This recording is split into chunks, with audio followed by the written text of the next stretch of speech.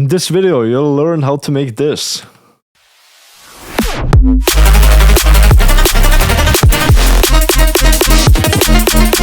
So I posted a video about this on Instagram and it got 200,000 views in less than 7 days. A lot of you asked if I could do a tutorial, so that's what we're gonna do today. Also, it's Black Week now, which means you can get 50% off all my products. This is a limited time and it's just gonna be during this week. So if you wanna get a sample pack, Crystal Access, Magic Essentials, whatever it is, now is the time. When I heard this, I instantly knew that I wanted to do some looping stuff. So basically just put it on loop and do different sections. This song actually starts at 50 BPM and then it goes all the way up to 174, which gives you this cool effect of ascending. Let's talk about the processing on the sample. So we got an OTT, which basically just makes it more compressed and louder. There is also a portal here with the preset Grain Runner, and this just makes the sample go.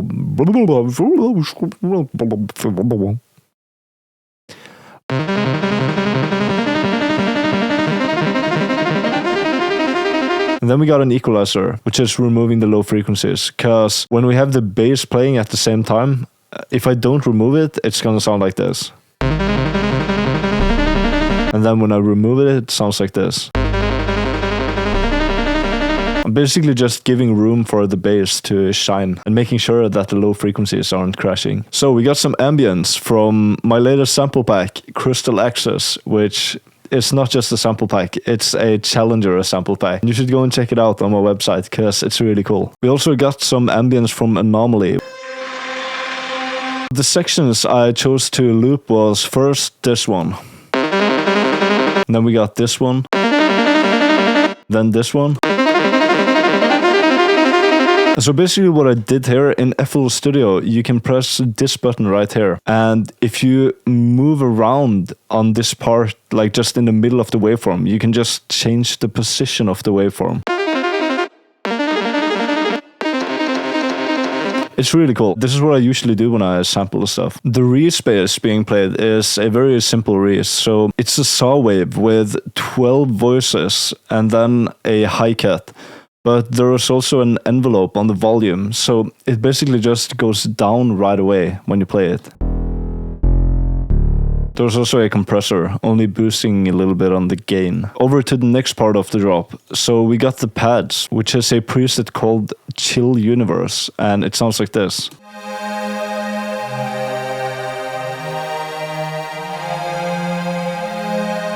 There is also another ambience.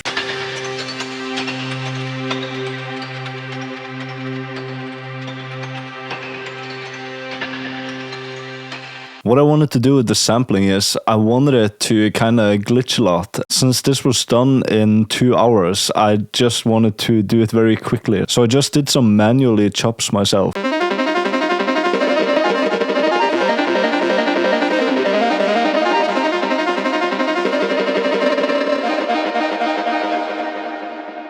We also got an automation on Endless Smile, which is basically just reverb and low cut.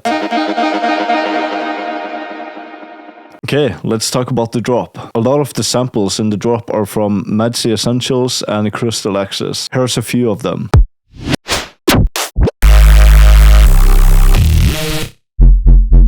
Okay, let's start off with the processing of the sample. If we take everything off, it's gonna sound like this.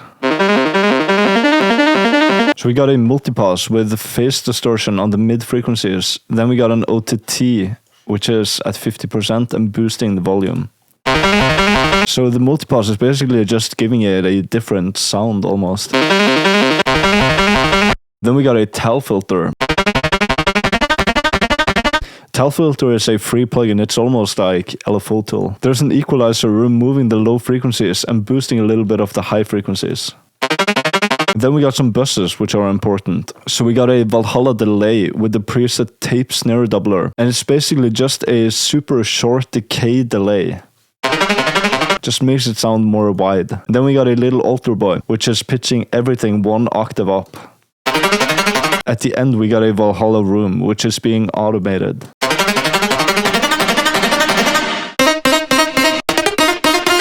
For the sampling part, I did the same thing as in the intro, so I basically just played around to find which sample sounds good.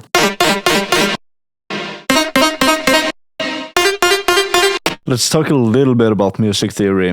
So the song is in D minor, but the chord progression starts at G sharp, then it goes down to C, then it goes up to D sharp.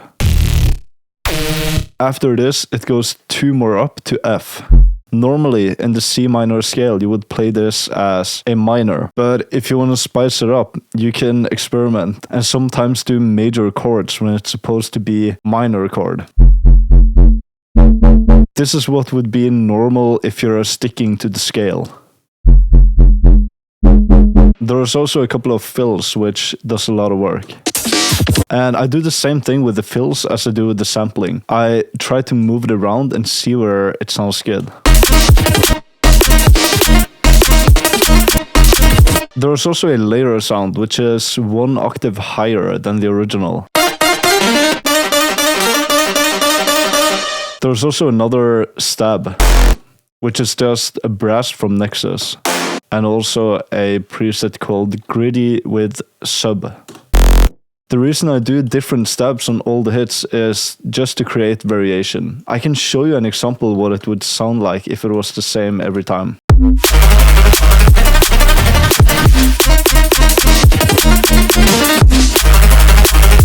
If you have any questions about the project, you can type it in the comments and I will respond to all the questions. Okay, bye bye.